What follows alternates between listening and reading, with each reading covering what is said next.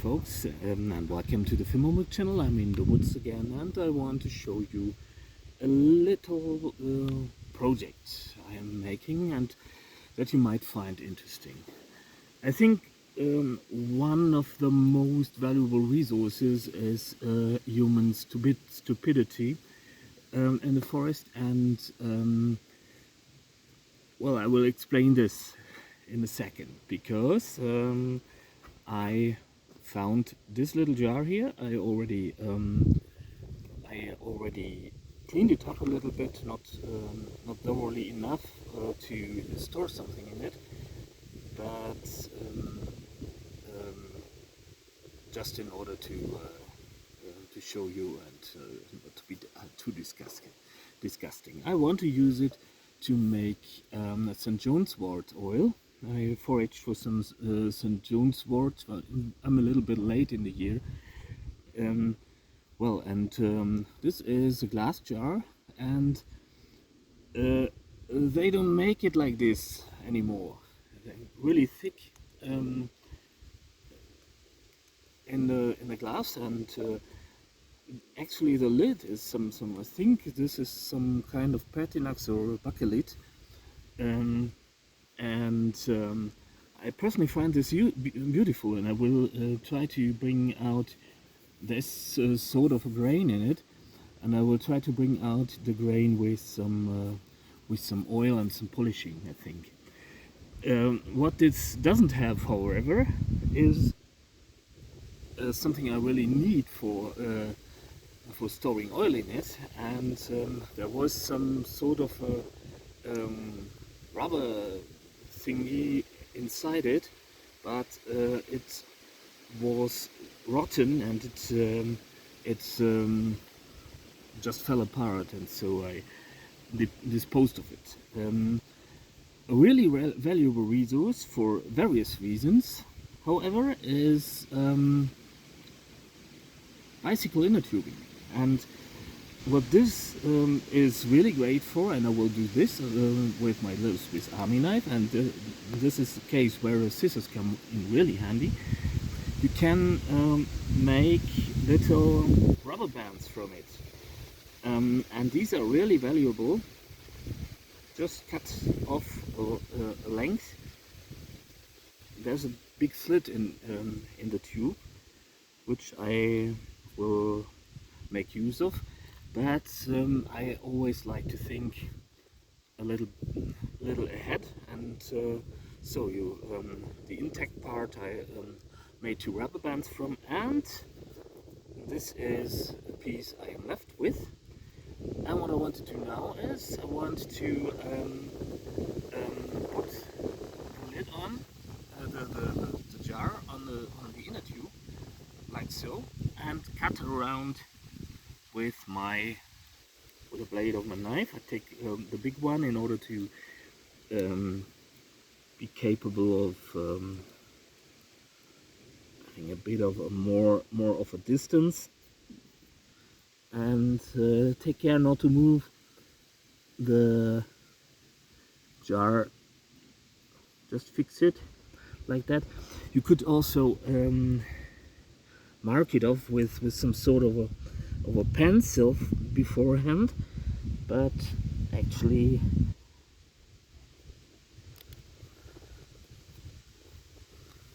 well, it doesn't need to be 100% precise, as long as it isn't too much bigger than the jar, like so. I left with something like this, and obviously not smaller than the jar. What I want to do now is I want to put this inside the lid, like so.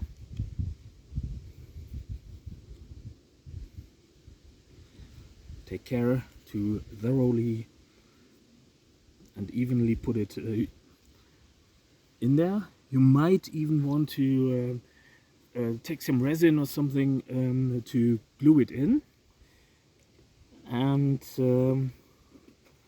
well, like so. You just sealed your jar and can use it again to store something in it. And let's see if it's worked out. I will put in some tea. Don't worry, I will um, not waste the tea. Afterwards, let's just see if I got some chaga tea there here, and well, like so.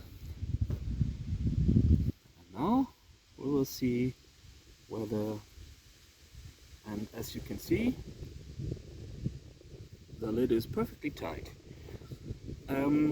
The rubber bands I just created also can come in handy if you put on some. You can put some bark around the glass, and if you, or maybe even just add 2 rubber bands or several, or a piece of inner tubing. What this does is, if it gets dropped, it distributes the stress a little bit more, and like that you get you can stabilize your jar if you well, you don't want to drop a glass jar, obviously. That's we all know how it goes, and that it actually can happen. I have also seen people plating and weaving bark around it, or some vines or roots around it, and there are really beautiful examples of this.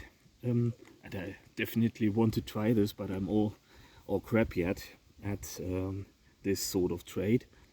Well, and that's about it. Just like that, you this jar might be as well 100 years old, and maybe a little bit younger, I think. But the bakelite lid, well, might hint of a really really ancient origin, maybe 1920s or something. But then there is this screw top. I don't know if this is so old. I don't know. I don't. Anyway, it's pretty great little jar. Nice thickness to it, and as I said, the lid is outright beautiful. So I will oil it a little bit and try, let's to see how, if the grain comes out a little bit better. And well, as I said, human stupidity is a really valuable resource. That's, I don't want to point a finger at anyone, but you know,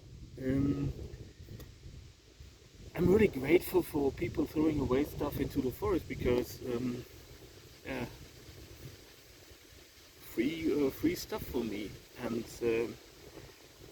thing is, if you know how to reuse things, that's actually wealth. And the thing is, you can create almost a household by stuff people dumped in the forest. This is something. Actually, it makes me sad, because people don't understand. That's not the cool thing to do, but well, people do this, and if you can recycle stuff, by the way, you need to be aware of that these actually are not food safe. And I wouldn't drink the oil I put in there, because this, if you smell it, well, it smells like shit. But you can, for if you maybe you keep some oil for lubing stuff or something, or something you don't want to you want to use for food applications, or medicinal applications internally. I don't think it will pose a big problem with the oil, because this is just a rub, and what the ugly smell of this here is the powder, that's the talcum powder, that's there to reduce friction, and this is also used in baby powders, and so this, I don't think this will be much of a problem. I will look into it, and if I find anything threatening, I will come back to you. Maybe you already know, but as I said, I don't think this will cause you a lot of harm if you play safe. Maybe I should not drink the tea, but well, I don't think it is that serious of an issue. If you do this in moderation, by the way. And but we're talking about a situation where everything's going to shit, and things like this, knowledge like this, can prolong your life. What you can also do is take a piece of leather, coat it with resin, and put it in. My father used to do this all the time. He even once repaired his car in such a manner. Really thick leather, and putting it in the same way. I will show you in another video how to make this happen. So, thanks for watching. Be a little bit careful, maybe look into it yourself. Google is your friend. Let me know in the comments if you already know whether or not this is safe.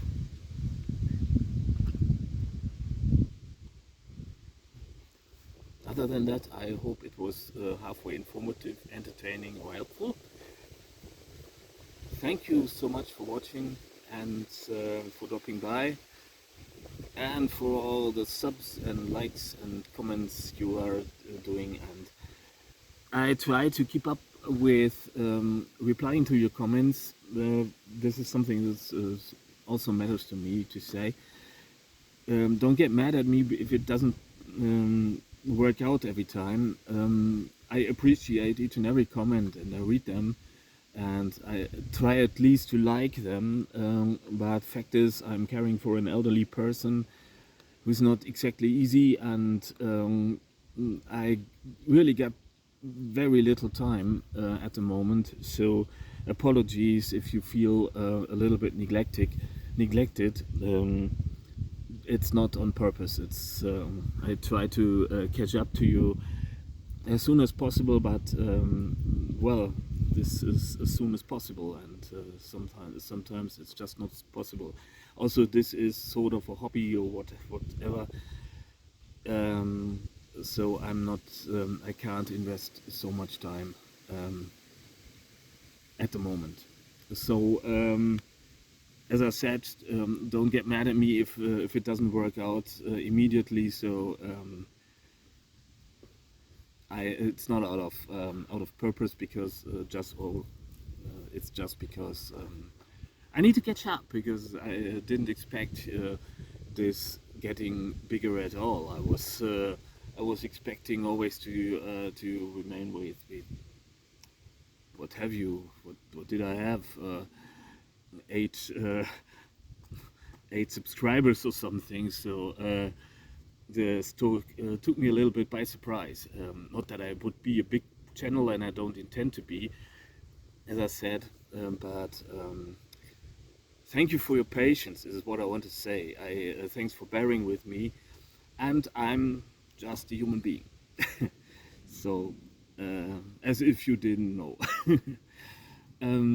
But as I said, sincerely thank you for watching and for being here, for making it a cozy place, for making. I really love the civilized discussions and that you are and the welcoming atmosphere that you are creating, because this is not actually not about me. It's also about you, and it is about us, and this is what I strongly believe in. And so, as I said, I hope you enjoyed here. I hope you feel welcome and make yourself a home, maybe. And that's what I want to say. I appreciate each and every one of you, and stay sane and healthy, and I mean it. Enjoy the forest, and I hope to see you soon. Bye.